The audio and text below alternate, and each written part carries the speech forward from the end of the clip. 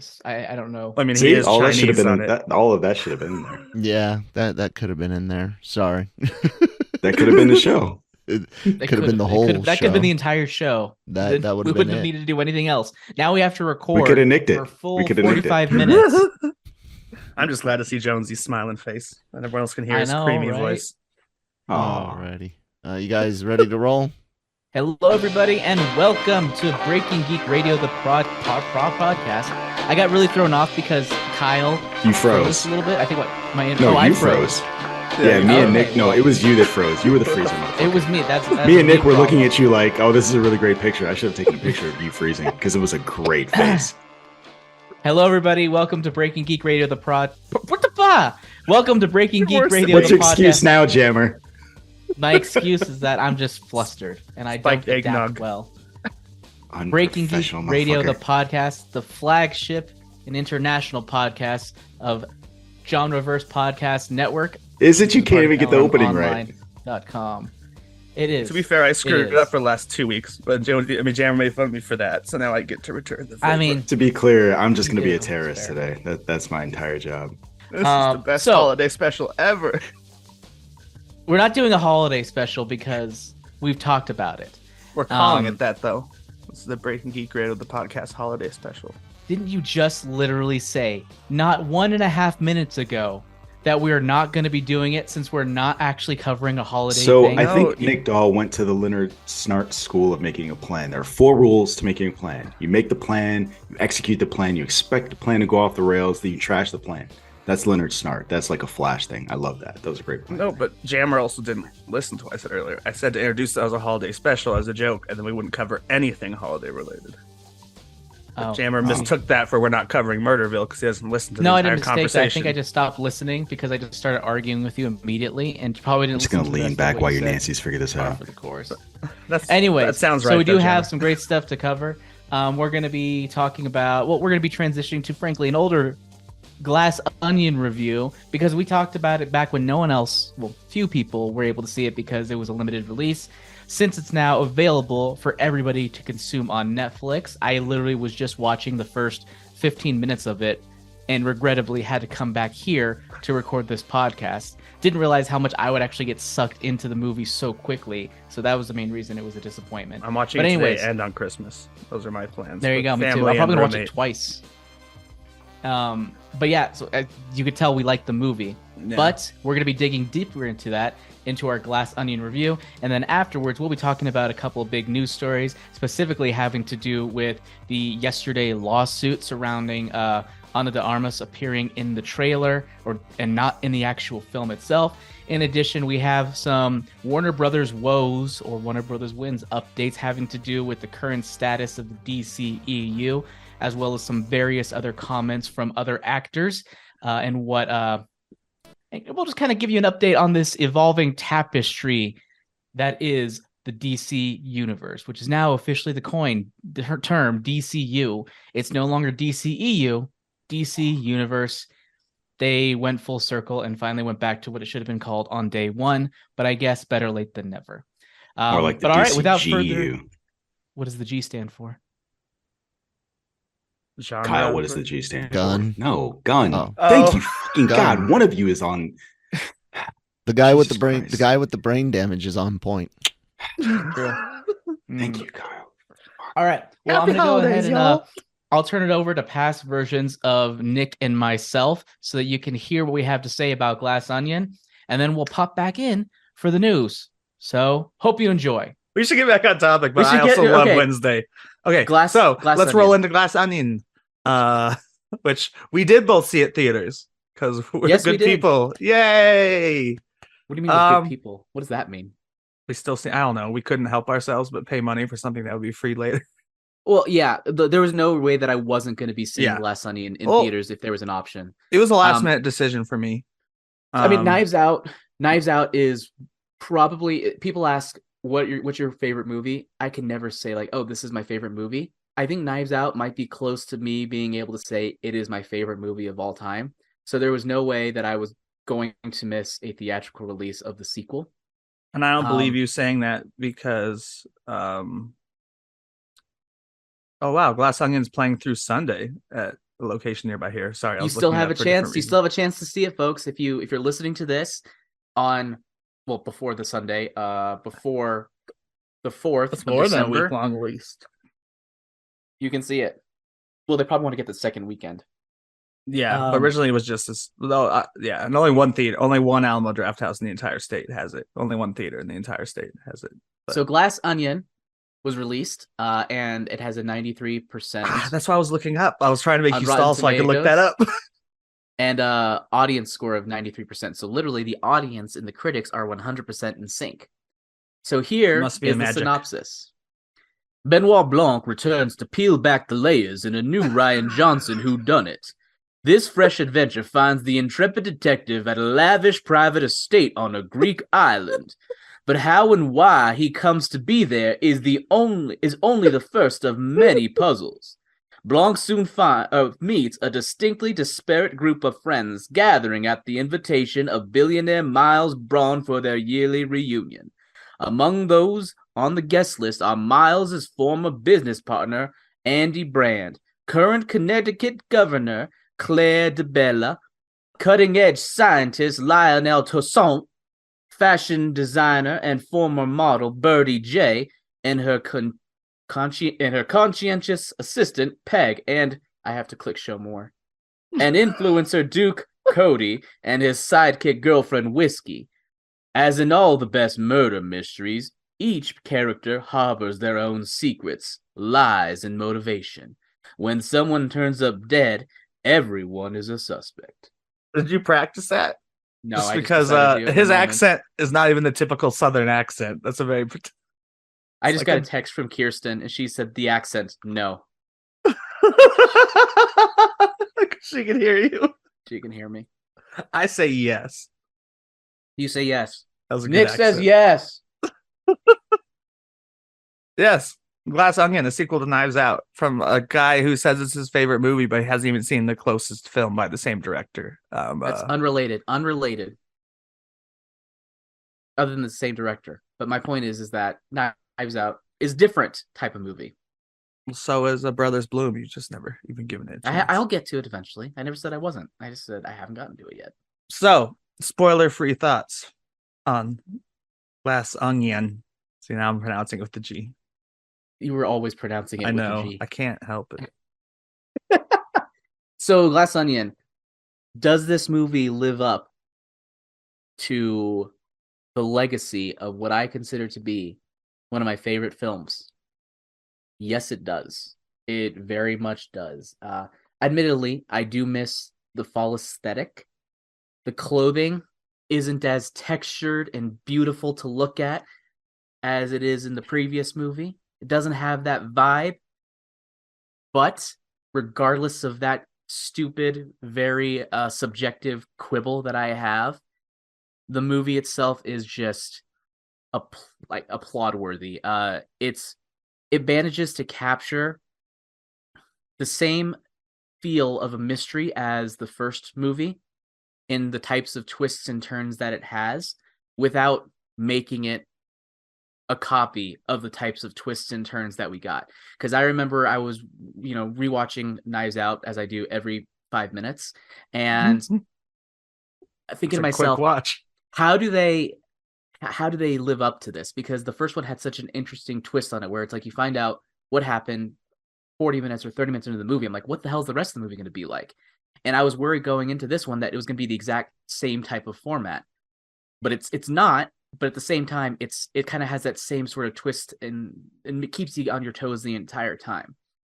And it does a continued amazing characterization of Benoit Blanc, not just the performance, but also in how the character is written and the personality they inject into him, without taking away from how good of a detective he ultimately is.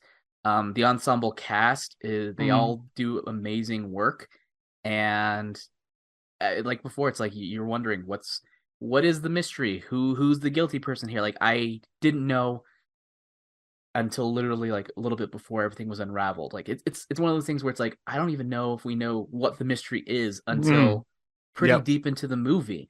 And it's like, oh, that's what we're solving here. Okay, interesting. And it's very unique, yet very tried and true to the whodunit genre. So another great movie. I love it. I haven't seen it again yet. I'm definitely going to at some point. And I think I want to be able to revisit, those scenes early on and be like, oh, how are they planting this? How are they doing that? And, unfortunately, I haven't been able to do that. But either way, really fun, engaging, a win. Absolutely. I can't decide if it's better or not because they're very different. Same here. They have to be different. Otherwise, you're watching the same thing again. Not just the cast, which is very, very different, or even the type of characters. Instead of a family, it's basically a bunch of people you would despise on the internet these days. In fact, a bunch of influencers. Yeah, basically, in some way or another. Disruptors. Oh my God. People tweeted that they're like, oh my God, he didn't write this movie this week because Edward Norton is basically Elon Musk in many ways. And you're like, ooh, and he just exploded. I mean, everyone knows who he is, but like with this whole Twitter debacle, it's like this is Elon Musk.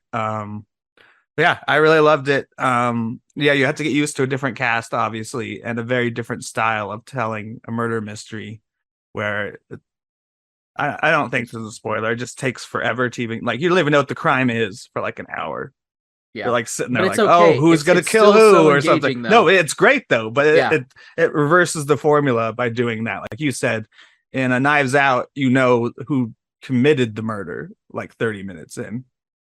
You don't know all the details, but you know who died and why they died. You think you know at least all the details.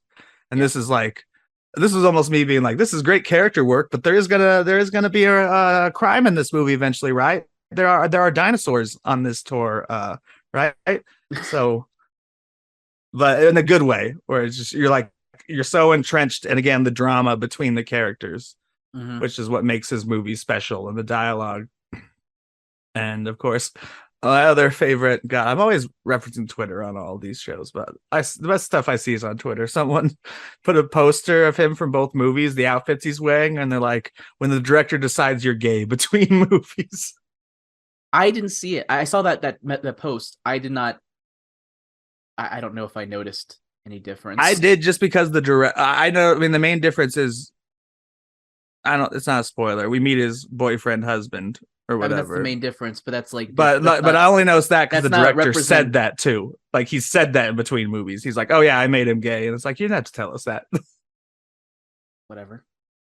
Yeah, but great movie. Do you want to go into spoilers? Just because it's hard to talk about this movie without spoilers.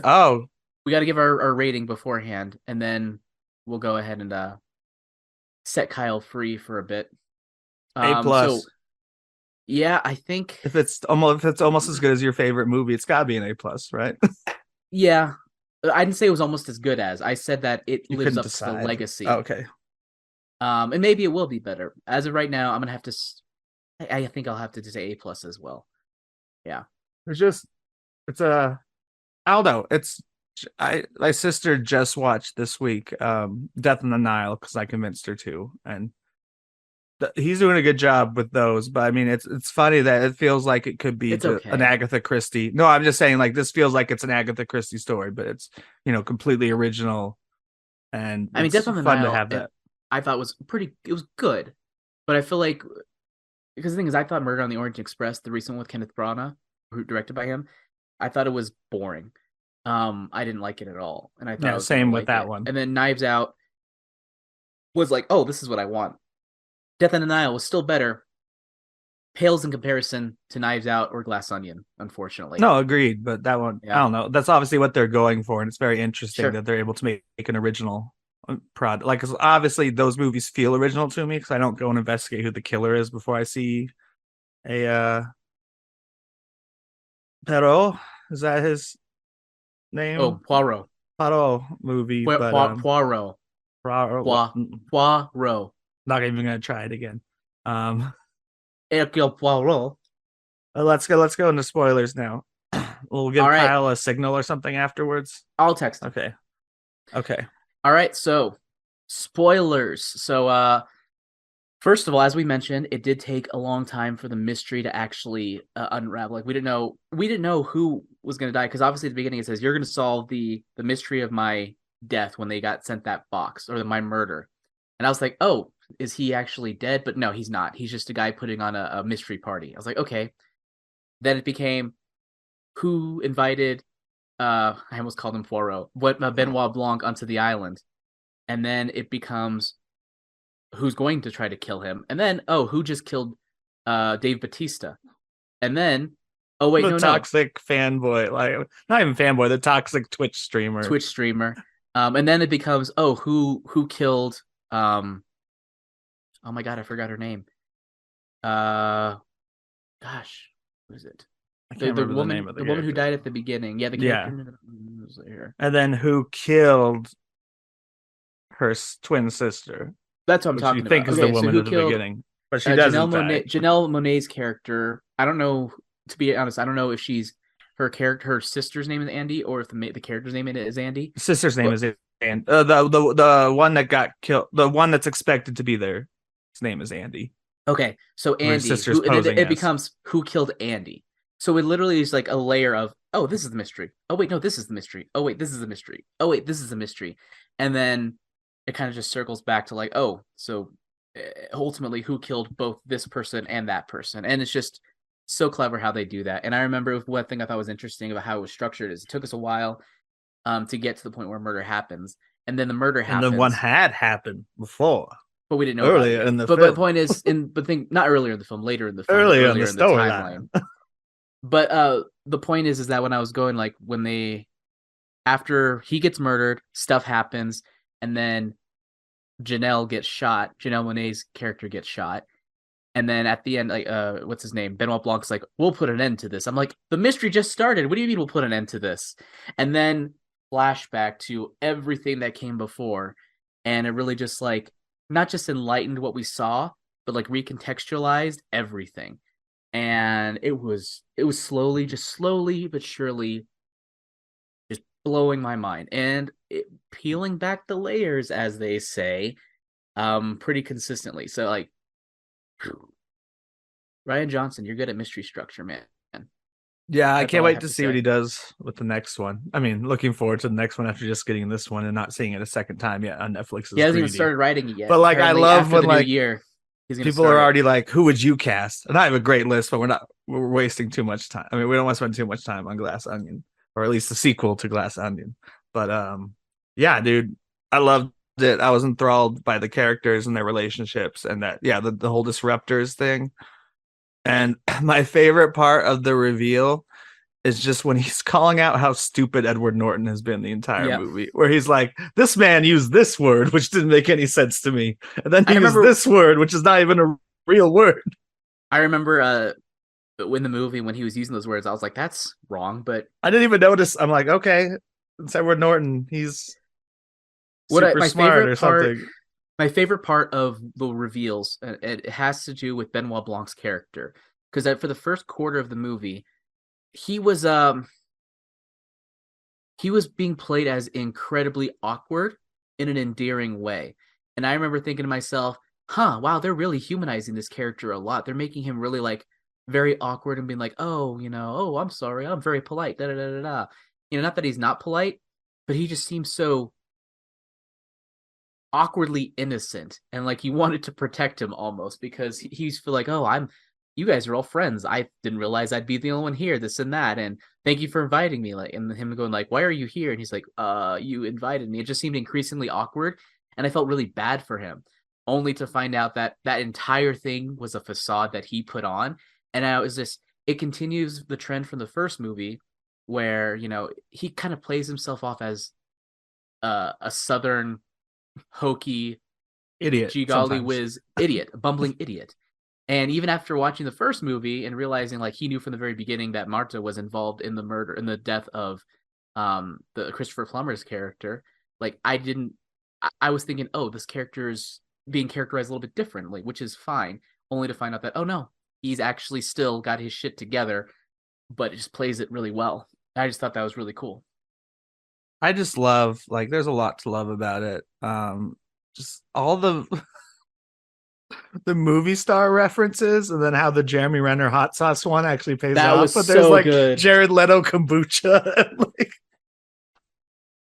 And who so knows how many- much of that is real. I mean, I guess he's rich. He probably did meet all those people, but So many good moments too. Like you brought up the kombucha thing. Where, like, it just reminds me of that moment where Dave Bautista was just like almost outed Edward Norton's character, being like, "Hey, you remember the time you almost hit me on the way to?" And he's like, "Oh, whose party was it again?" Anthony Bourdain. Oh, No, Anderson Cooper. Anderson Cooper. Because he's party. like at Andy, and he's like Anderson Cooper's party. He's Yeah, like, yeah.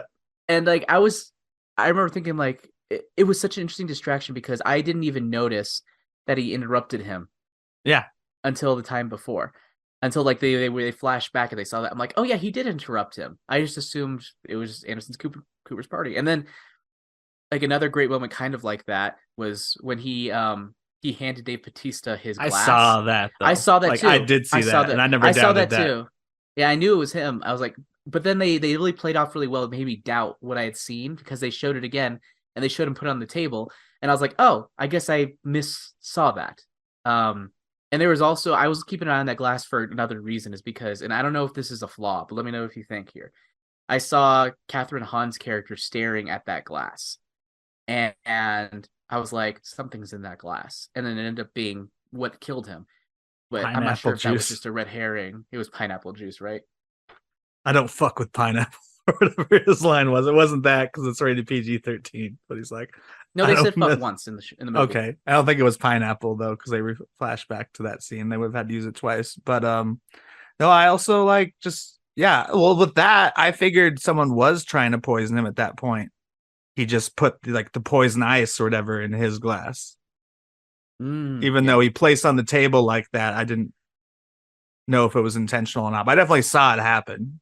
The way that whatever Daniel Craig's character, whose name I also dare not pronounce, brings up, where he's like, we all saw this, but this is what actually happened. We thought we saw that. And the other, and I think go ahead. What I think Rian Johnson is really good, in addition to making amazing mysteries, though, is making it really cathartic that we get to screw over these people. He did that in Knives Out with the family. It's like, these people are shitty. They don't deserve anything. And in this one, this guy is terrible. And then seeing like them like sort of just knock everything down and like in the glass onion and having it be like this cathartic moment. And then at the very end where they're like, I remember this happening. And he's just like, oh, come on, guys. And it's like, yeah, I remember this happening. And it's just like, yes, we want to watch this guy just burn. And it's just so satisfying in a way that I don't know we get in a lot of other mysteries. I love that Blanc just kind of leaves at that point and lets Andy's sister just kind of like figure it out on her own. She's destroying shit, and that leads to the very obvious plant earlier in the movie, which I was waiting for the entire time. We're like, fill a building with this and it'll explode. And I was like, his building's full of that. He already said that it's full of that fuel. So what does the glass? How does that, her knocking over everything, affect the gas? How does that work? It doesn't. But it gets everyone. It doesn't. But eventually, she starts that fire. Which is what causes it. The other part's just her being angry, and she's like, I don't even know if she burns the stuff on purpose. That's just more of her anger. I mean, she definitely burns stuff on purpose. But like, if that's why she was doing it or not. But got it. And I felt that was the part that brought me out of it the most compared to the first one. Is ends with a big explosion and stuff, but it's a different story.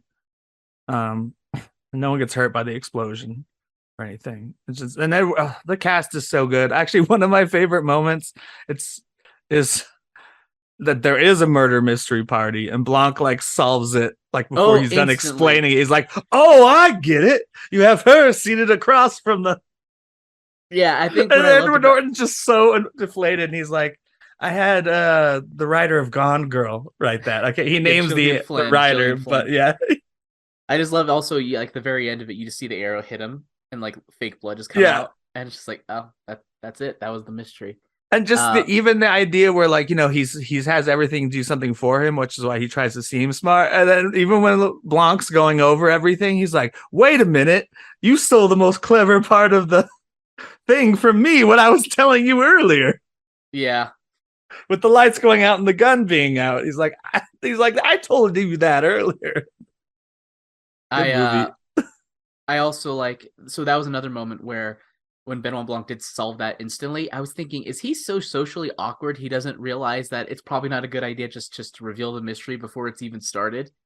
But then, of course, he revealed that he did that on purpose and stuff. Well, I would feel like he'd do that anyway. But I like, though, he's like, I just wanted to get that out of the way because there's a much bigger thing brewing here. Right. Any complaints at all about the story? I would just say the explosion still feels a little out of place, but it works. Why? I don't know. And him just kind of backing off seemed out of place at first. And letting her. You mean Edward Norton backing off? No, Blanc just kind of leaving. He's like, I can't help you anymore, and he leaves, and then she figures out a way to help herself.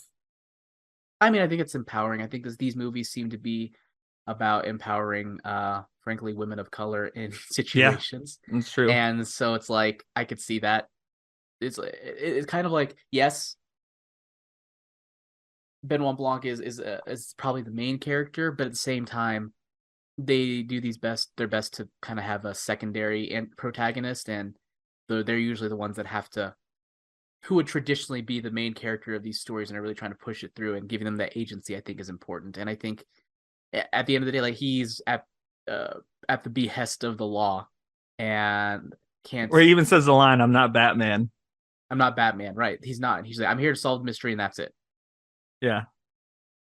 And I also, that was great. Did you recognize the actor that's in both films? Yeah, his friend.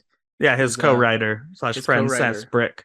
He's been an actor since Brick. He was He was also a great part of the first Knives Out. Yeah, the other detective guy. And he's the stoner dude. And I was expecting him to be involved, but I love that Edward Norton's character just said it as it was true. He's like, he's not involved in any of this. He's just around. And I'm like, maybe there. He's on the island. He could be involved, but no, he's just getting stoned. What I love is that for me, I was like, I hope he's not involved because I feel like it'd be too obvious if he was. Yeah. That's why I like the truth in the movie sometimes, where like a character will say something and you're like, and it's like, no, he was absolutely right. He said he's not involved. He wasn't involved in any of the murder or the stealing anything. He's just his friend who he lets smoke weed on his island or whatever. But yeah, great movie. Mm-hmm. Yeah, I don't think I have any complaints. I love. No, and my complaints weren't complaints either. They were just why it's kind of different. Yeah, but great movie. Recommend it to all. All right. Well, with Glass Wasn't that a great review? Wasn't that a great review? Those are two smart fellows. Fantastic review. A fantastic. Stop fapping yourself on the show. Now, without further ado, let's forget about Glass Onion because we all know it's great. And let's talk about some crazy stuff happening in the film industry today. Specifically, a potentially monumental shift in the landscape of trailers that might be a bit of an exaggeration, but it's kind of a big deal. Yesterday, as I mentioned at the top of the show, recently had a ruling that studios can be sued over misleading trailers. So this comes from regarding Danny Boyle's 2019 film Yesterday, which was a movie about a guy who wakes up, or he doesn't wake up in a world. I guess he just kind of ends up into a multiverse world where the Beatles never existed. So he kind of basically is able to go off, take credit for a bunch of Beatles songs. It's a really fun movie. It's not, I wouldn't say it's like amazing, but it's fun. Definitely worth checking out, especially if you like their music. And in the trailer for that film, Ana de Armas, the lovely actor from Knives Out, among many other things, she was featured in the trailer, and someone, not just someone, but a couple of someones, specifically Connor Wolf and Peter Michael Rosa. I can't even read my own handwriting there. Fuck you guys. Yeah, they were like, you know what? Fuck this movie. I feel slighted because I was promised Ana de Armas. I was not given Ana de Armas. So you know what? $5 million in damages is what we deserve to be awarded. Now, we still don't know. I don't know what the full case is in terms of like how much further there is until that's decided. But there was a ruling from a judge, U.S. District Judge Stephen Wilson, and his ruling was that, yes, studios can be sued for misleading trailers. So the lawyers were trying to argue a stupid argument. It was actually really stupid of them. They were trying to argue that the trailer is considered, hold on, let me see if I can get the terminology right. Artistic. Considered non-commercial speech. Yeah, they're trying to say that it's artistic and expressive work. And the judge said, Universal is correct that trailers involve some creativity and editorial discretion, but this creativity does not outweigh the commercial nature of the trailer. At its core, a trailer is an advertisement designed to sell a movie by providing consumers with a preview of the movie. So he went on to say that false advertising law applies only when a quote-unquote significant portion of quote-unquote reasonable consumers can be misled.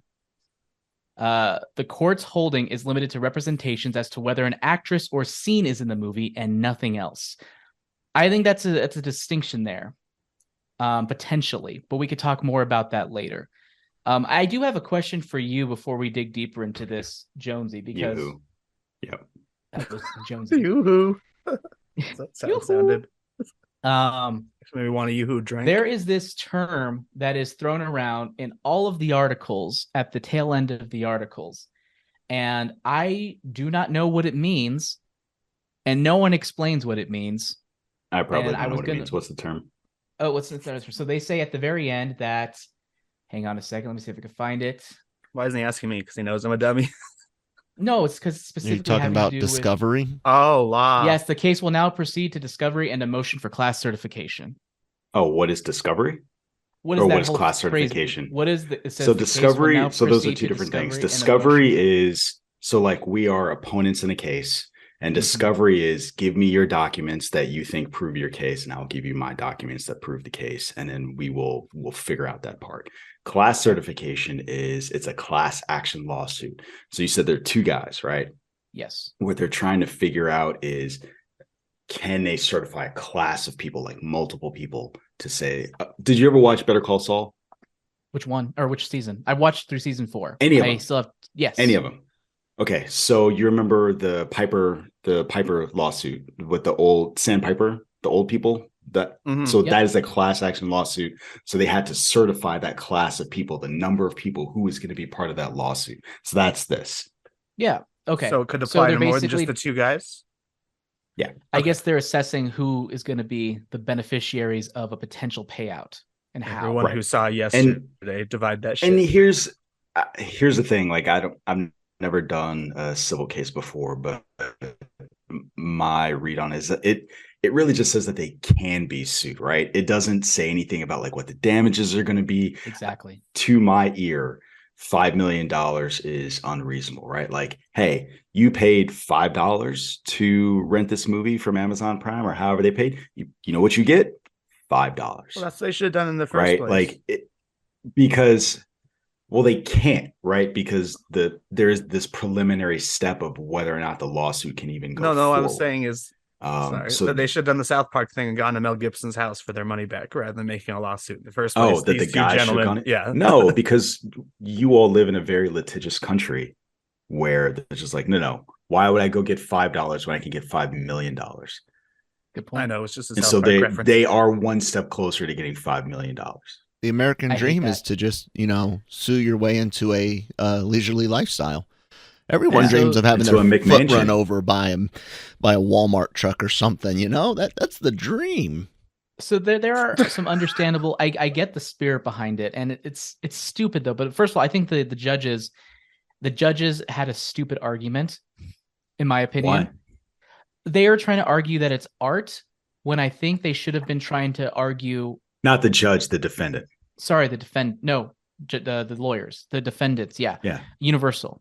Their argument should not have been, this is art. Trailers are art. Their argument should have been something along the lines like, what is reasonable?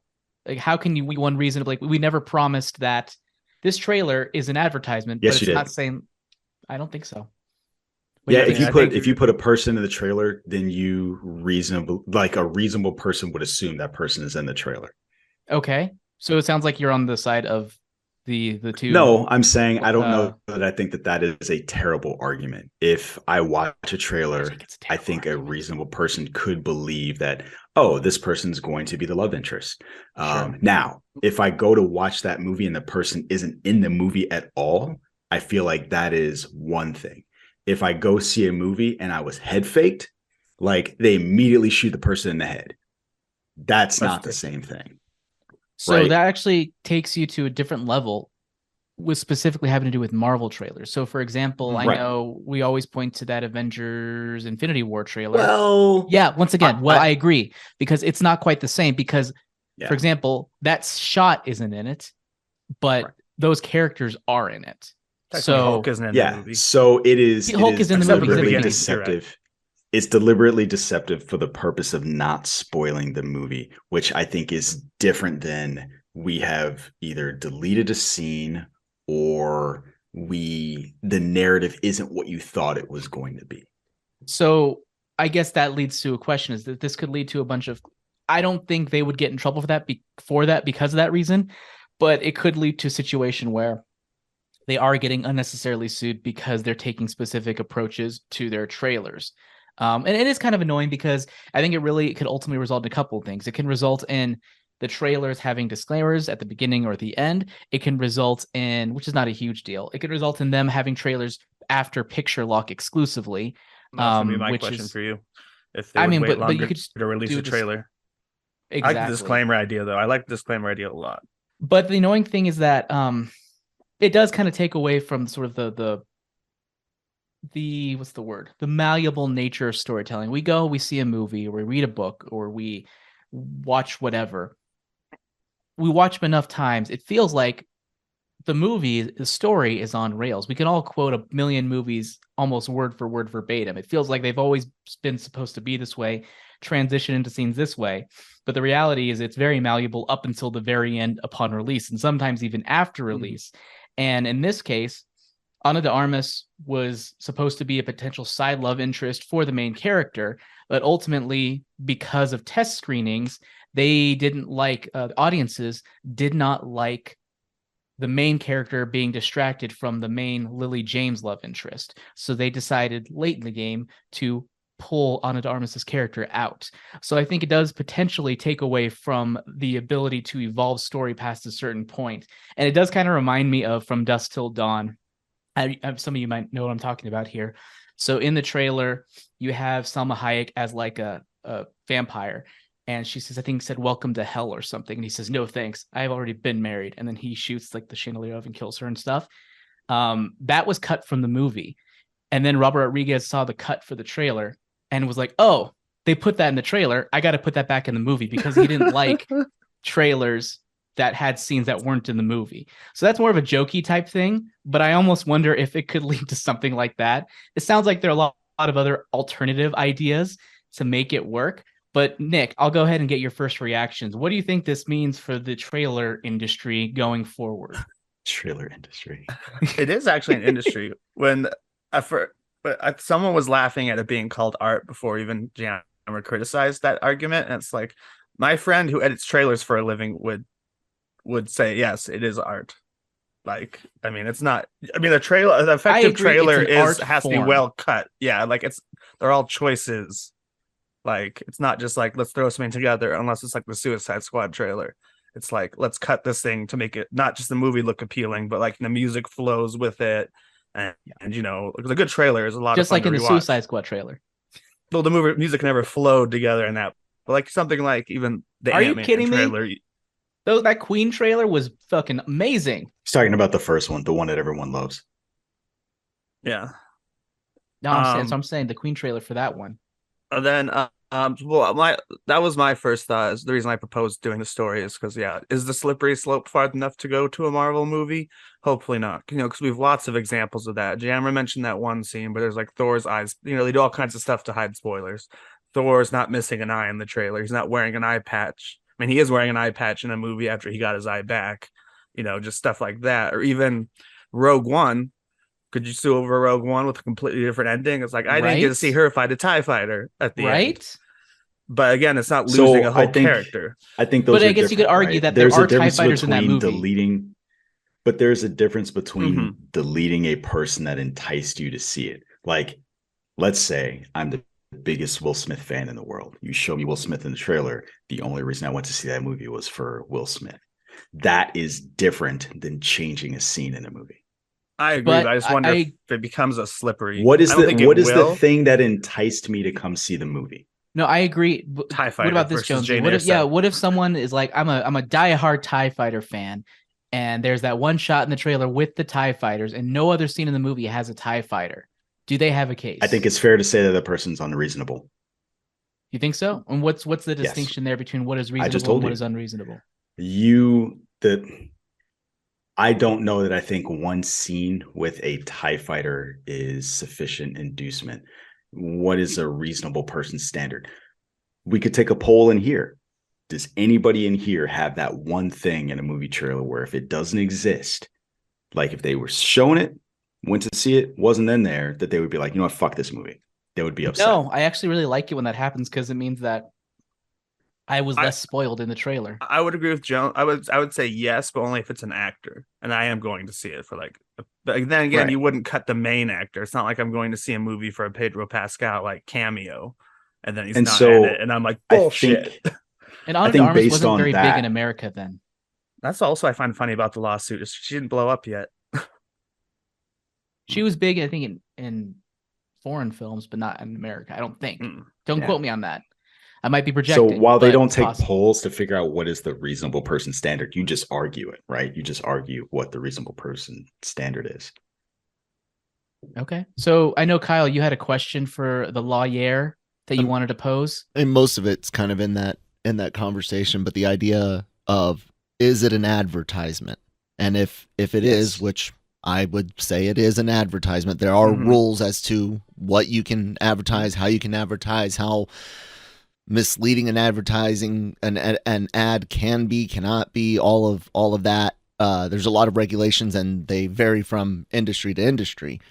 But to like what Jonesy's point was, well, what is the advertisement? I agree. It's not like a scene. It's usually people. And that's kind of where it's at, right, Jonesy? I mean, it's an advertisement, but what's the draw?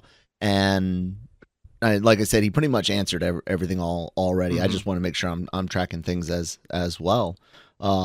I worry about what this type of thing could do to even our little gig here on YouTube. And I don't mean just genreverse, but the internet's known for clickbait. Like, that's the thing. I am one of those made the joke about the Walmart truck on the foot, but I'm one of those that very much hates lawsuits like this. Because they can, and depending on how something's argued in court, the whole idea of precedent is scary in and of itself, because the way something is argued can really set the stage for future cases and bog things down for decades. So this is a ridiculous thing in general. Was she big? I don't know. I don't know the specifics in this. Did they? I don't know, but it is kind of dumb. Yeah, like I said, Jonesy mostly. That's the annoying thing is it does seem like we all kind of have talked ourselves into this idea where they kind of have a case, even though I hate the fact that these motherfuckers can get money. Yeah, because that's what I was going to say before, Kyle. Will they get $5 million, or will they distribute it to fans? That $5 million. That's what the discovery. Yeah, part is. So it's a class. I think it's a class action lawsuit, and so you've probably bought a video game controller or done something, and you've gotten something in the mail like, hey, if you bought this Xbox controller and the Rumble went out, you're entitled to X number of dollars, right? So let us know, and so you'll get your $5. I don't necessarily think that is so not worth it. Who benefits from this actually? Does anybody actually want this money other than those two assholes? Tell you who benefits from it. Their name was it's just gonna be like 50 cents. Benefit. Yeah, I'm willing to bet that it's going to be. Where's the money? It's the principal, right? They would say that's the principal. Is it though? Would you? So you're on board with this then? The principal? No, I'm just explaining to you what I think the potential motivation is, because at the end of the day, they individually will probably get $5 max and lawyers' fees. Lawyers' fees. I think from their perspective, it's like, hey, Jammer, we just read their name in the news. A bunch of other podcasts just read their name on their podcast. That's what I think the benefit is. I'm pretty sure I'm the only one because I think other people are smarter than me, and we're just like, let's not publicize these assholes. These two idiots instead of. Yeah, pretty much. I guess they were in an article, so they were in Variety, which is I think the article that I pulled that from. But yeah, I think the best solution. Go ahead. I think the best solution is to put a little quick warning at the front rather than having to delay your trailer like until picture lock. Or even I know that video game trailers have that similar thing where at the bottom they just say this is not this is not real gameplay footage, or this is not finished gameplay. Or it's in engine or not in engine. Mm-hmm. Right, exactly. I don't know if the disclaimer would cover this though. Why not? You could say that this film has not been finalized. Something like that. But then if I went to see film is subject to change. If you took out what I perceive to be one of the main characters based on, I don't know if I think your disclaimer covers it. You don't think it does law-wise? Nope. It's like adding I went to see the movie. I went to see the movie for Will Smith. You took Will Smith out of the movie. I don't know that I think that your claim that the movie hasn't been finalized. What if you say the film has not been finalized? Final cast and scenes are subject to change. The trailer, man. It's ridiculous, but you're literally arguing it to the point where it needs to get that granular. We're in that world now. Yeah. That's the problem. Are we though? I mean, would that cover it? So there is the possibility that this could go all the way to trial, and for some reason they're just like, no. And so to Kyle's point about what a precedent is, if they lose the case, then there is no precedent. A very interesting story though. Like I read that, I was like, what is it? Do you think this will affect how Marvel produces their trailers going forward? If it does, after discussing it, no. After our discussion, I don't think so. No, yeah. The people kept pointing to Morbius as the biggest offender, is like removing entire scenes and characters. And that stuff. Is actually because even if you're like, hey, I went to Morbius because there was a spray painting of Spider-Man on the inside of the walls, and I didn't even see that spray painting of Spider-Man on the inside of the walls. Is that enough? I thought that wasn't a movie, wasn't it? No, they cut it. They cut it. They cut it from the movie. I haven't seen the movie, but I saw someone tweet that the same day as the news article, and I was like, "Oh, so like cutting the idea." Are you telling me you didn't waste Spider-Man. your time watching Morbius, or did you actually watch it and just not notice? No, he tried to get us to watch it for Marvel, and I was like, "No, Nick. No. He was talking about Jonesy, not. Oh, okay. I watched and I just don't remember. Like, I think I've seen that trailer enough where in my brain I can't distinguish between whether or not that scene is in the movie or not. I could have sworn. Like I almost can tell you what scene it's before. I think it's because you auto-completed in your head. He's probably wearing the same clothes. He's in a similar location.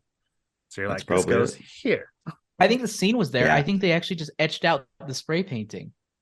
Maybe. It was a literal Marvel move. I could go back and check, but I'm not going to watch Morbius again. I don't know that I think this is that interesting of a story, right? This is almost the same as like pre-casting.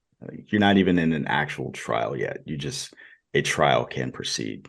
So this might actually happen like months and months and months from now. This might much ado about nothing as well. This could be a nothing. But it's always fun to take things out of context and to blow them up out of proportion. So that's what we do. Not when you're trying to do a show in like an hour, but sure. Fair enough. Well, with that in mind, let's go ahead and move on to the next story here, specifically revolving around another clusterfuck, the DC universe.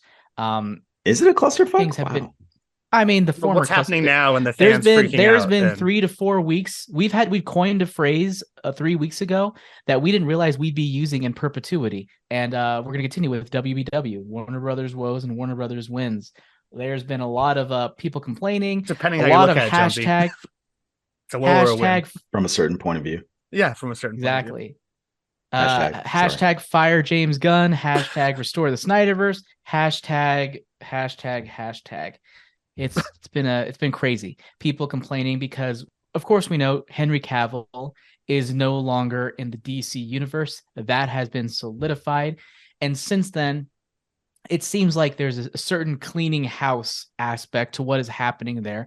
Understandably so. If you're moving forward with a new universe, you don't want the baggage of the previous universe to be a part of it. And then it leads to people speculating that, hey, it sounds to us like you're only working with the stuff that you like. So someone says, who knows if it's true, but recasting all the main DCEU characters, but keeping some. Will be interesting how Peacemaker and Suicide Squad characters / actors live on, but others don't. Particularly like when James Gunn's wife. Particularly when they all have interacted with each other. James Gunn replied saying, I keep seeing these posts with this untrue theory. We're not recasting everyone except the Suicide Squad. That's because Blue Beetle gets to stick around. What does that mean? My question. The question is, what does that mean? Does it mean you can interpret this in a couple different ways? Way number one, we're recasting everybody. Way number two, we're recasting not everyone, but we are keeping other people outside of the Suicide Squad. So that also remains to be a possibility, which led to sort of another quote where someone says, cannot wait to see what you're cooking up. That being said, the move to boot Cavill and Godot, especially after they'd announced their return, doesn't inspire confidence, to which Gunn replied, I'm not sure where you're getting that we quote-unquote booted Gal. Again, that could be interpreted in many different ways, or two ways. Way number one. We haven't announced it yet. Well, that's basically what he's answering. He's smart. One, we haven't announced it. Oh, you hadn't considered that? I hadn't considered that. We haven't announced it. Two, I didn't boot her. Someone else did. Three, she's sticking around. Or four, she quit. That's another option there. Maybe that's what I like about his quotes. His quotes are all like he's responding, nothing. But without lying, like JJ and Star Trek, where JJ is like, "I'll never do that." I mean, we don't know yet. He could be lying. Well, no, but all of his answers are non-committal, or he's like, it's a question. Early. Like I don't know. Where did you get that from? Yeah. Oh, that's that too. Like back when they accused him, what was the thing they accused him of really early? Oh, they had someone release a report saying like this movie's happening, this isn't, this is happening, and he's like, look, we haven't even figured out all this stuff yet. So how could you have a source on that when I don't even know the answer to that question? No, literally what it was like some of it's true, some of it's not true, some of it we haven't decided if it's true. It was the most good. I like that. You remember a few years ago? You remember a few years ago when we were watching the implosion of the Marvel Universe on Netflix, and we were just waiting for the other shoe to drop on every single show. They just hadn't announced it yet, because it hadn't been released, right? It was just like one show after another, and people were like, "Oh my God, it's the death of the universe!" And I don't remember whether or not Netflix or Disney denied it at the time. That I would have to go back and look at, but that's what this feels like. It feels very much like, no, you are rebooting the entire universe. It's okay. Tell us. I mean, I'm a little butthurt about Cavill. Aren't we? Jammer, you're an A24 guy, right? You've seen Uncut Gems. I watched a few of them. Oh no, but you've seen too stressful for me. Too stressful. That looks like a stressful as fuck. No, thank you. There's a scene in there where Kevin Garnett is screaming at Adam Sandler. He's like, "Why the fuck would you show it to me if I can't have it?" And that's how I feel about Henry Cavill. Like, why the fuck would you put him in a movie if I can't have it? And then you put him up on a goddamn banner, and then you have him announce that he's coming back, and then start talking about another Man of Steel movie, and then can't have it. I understand why it happened from like a business perspective, but as a fan, I'm like, fuck you. Can Jonesy sue over this? Can you sue over this? Is this reasonable misrepresentation of? We were promised. He did announce his return, and he wasn't one. So here's the thing: I haven't spent any money based on it, but if I had, yes. All right, fair enough. Like you went to pay for the Man of Steel movie, and it was the James Gunn reboot, and you were like, "What? What's the show that they do? Not D23. What's their thing? Fandom, DC Fandom. So if I bought tickets to Fandom based on their announcement that Henry Cavill was coming back, because I was ready to see some new Man of Steel shit. And they were like, "Oh, by the way, JK, that's not happening." Like a week later, yes. Still that scenario, right? Yeah, I think that I could probably either get my money back or sue based on that. I mean, they especially if they put him in the marketing. if you put in a refund. They probably would have given you a refund. Yeah, I don't think fuck that. I want my $5 million. I want my McMansion. I want my Walmart truck on my foot. Don't shortchange me. Give me my $5 million. Sorry. It's all connected. It's all right. You're forgiven. Thank you. But yeah, so there's a lot of drama going around. And then someone commented to, basically saying to Zachary Levi, who plays Shazam, saying, hey. You all right over there, buddy? You right over there? And then he went on to say, hey, we're good. It's all good, essentially. And I think people were a little bit confused because they were like, wait, does that mean that Shazam is sticking around? Wait, are we going to be getting Shazam and then also maybe Suicide Squad characters? Is this not a full reboot? I felt like Levi felt the need to come in with more details. So he posted an Instagram video and pretty much admitted he has no idea what's happening. And he says, you have no idea the reasoning behind any of the decisions that are going on. The amount of conjecture and rumor mill and drama and nonsense that keeps getting spun around out there on Instagram and Twitter is laughable. It's unbelievably laughable. So I would say just be patient and give them some space and some time to try and really make something special. And I think something that DC deserves to have and something that Snyder tried to do, and it just ultimately didn't materialize. Then he went on to say that Gunn and Safran aren't just making decisions because they like someone or don't like somebody. They're making decisions based on what is best for Warner Brothers, DC, that the entire studio and entity, and trying to make as many fans, as much of an audience, happy as they can. And he says, if you're out there and really like what happened before, you can do that. That's fine. But realize there are lots of people who didn't like those things, and we should always be trying to tap into as much audience as possible, make as many people as happy as possible. That's what we're in entertainment for, and that's what I think Peter and James are trying to do. And it's not an easy position. They got handled all these things that were already in a lot of conflict. So guys, just fucking give them a break. Take it easy. Take a breath. It's the holiday, for God's sake. Just go enjoy what the holidays are. Give them some time to enjoy the holidays, and let's see what happens on the other side of this. Did he actually curse? Or is that what you ad-libbing? No. That was actually a curse. You know what's funny? For a guy that started out saying, I don't know what's going on, he sure said a lot. So I thought that was funny. His original tweet almost reads don't worry, go see Shazam 2 in theaters next year. We're still getting Shazam 2. That's how I would have taken his first tweet until he elaborates, especially after he elaborates, where he doesn't know. But he's like, don't worry, Shazam 2 still coming out. I don't know what's going on at all. But you know what? Don't worry. Why not? I think he's the most reasonable of all the people to put out a comment. I don't know if I think that's reasonable. You don't think it's reasonable? Well, he's not upset about it at all. He's like, I don't know. Listen, we're stranded on an island. I don't know what's happening, but you know what? It's going to be fine. Why? I watched Black Adam this week twice. That is an extreme. You're comparing. A bad plan is better than no. A bad plan is better than no plan at all. You're waiting for no movies coming out or movies come out to being stranded on a desert island. It's hardly the same situation. All I know is he started his statement by saying, I don't know what's going on. But here are all the reasons why you should relax. Like I was saying, I guess that sounds like a very good speech from a movie right before someone gets shot in the face. Well, yeah, like I said, it's like Black Adam. Bad plan is better than no plan at all. We got it the first time, Nick. Everyone's talking over each other. I don't know who they're listening to when three of us are talking at once. That's fair. So not the Joker quote from 2008. Oh, that's more of a speech. I really look like a man with a plan or a guy with a plan. I didn't see Joker twice. No, it's not that one. Dark Knight. Yeah, but he's like, wait, if there's not a plan, everyone goes crazy. Yeah. He's like, do I really look like a guy with a plan? But Jonesy's referencing the scene I just talked about. Where he's people like to plan, people like to have schemes, Anyway, moving on. Along those same lines, James Gunn put out a series of tweets in response to everyone just being crazy. One of the things Peter and I were aware of when we took the job as head of DC Studios was a certain minority of people online that could be, uproarious and unkind to say the least. Our choices for the DCU are based on what we believe to be best for the story and best for the DC characters who have been around for nearly 85 years.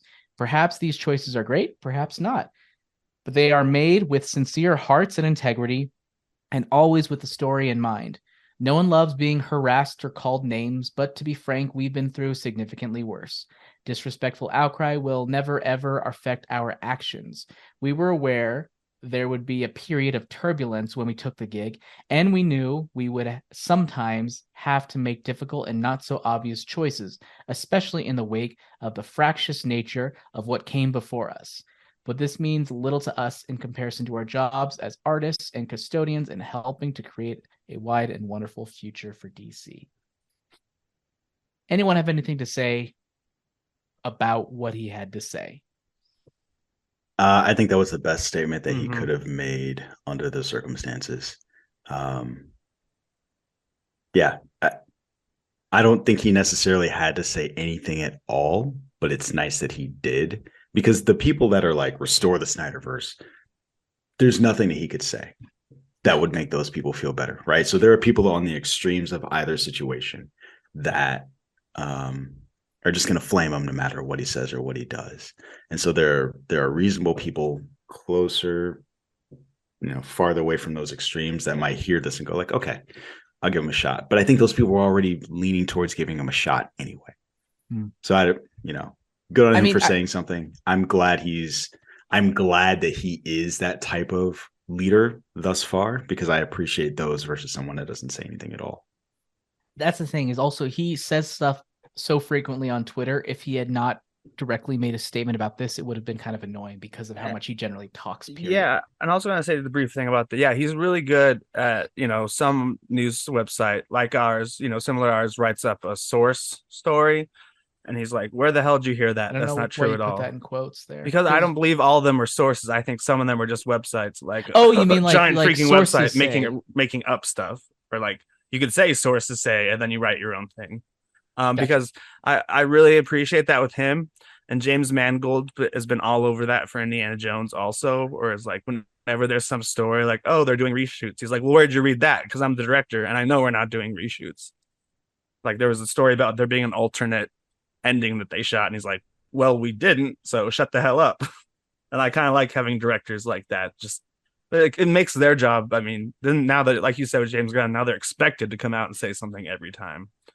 But it's funny, they've become more and more part of the PR campaign than it used to just be actors on late night shows. Now it's a full company effort, right? From producers and directors and actors that have to have these conversations, mostly because of the social platforms that we have.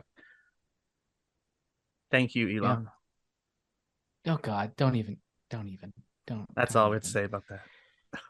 All right.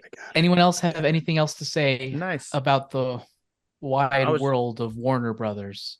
I was just wondering if you're going to bring up The Rock. You don't even have to quote The Rock thing, but The Rock also released. I was just going to say real quick. The Rock also released a message. I that was part of the original plan, but it was. But I was trying to cut it short. Okay, well, we can cut it short. That's fine. I've been trying to keep it short too by not throwing in too much. You could just say The Rock is big mad, right? The Rock was apparently big mad. He unfollowed That's The actually Rock. Not true. I'm sorry. He unfollowed the Black Adam. He didn't unfollow him? No, that's not a true story. He came out and said he was never even following those accounts on Instagram to begin with. Oh, that's no fun. All right. Well, we're deep into it now. Essentially, from there on, apparently Dwayne Johnson met with James Gunn, and it turns out, surprise, Black Adam is not a part of their first chapter, but he did mention that $7 and DC have agreed to continue exploring the most valuable ways Black Adam can be utilized in future DC multiverse chapters.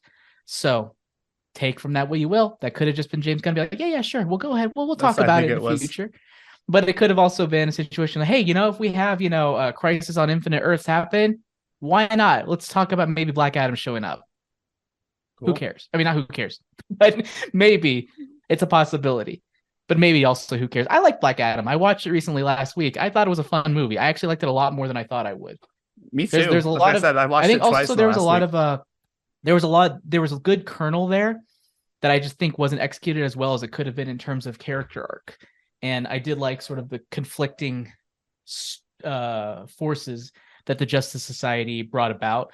Those aren't conflicting forces. Well, not what are you talking about? Forces that are at odds with each other. Yes, they are.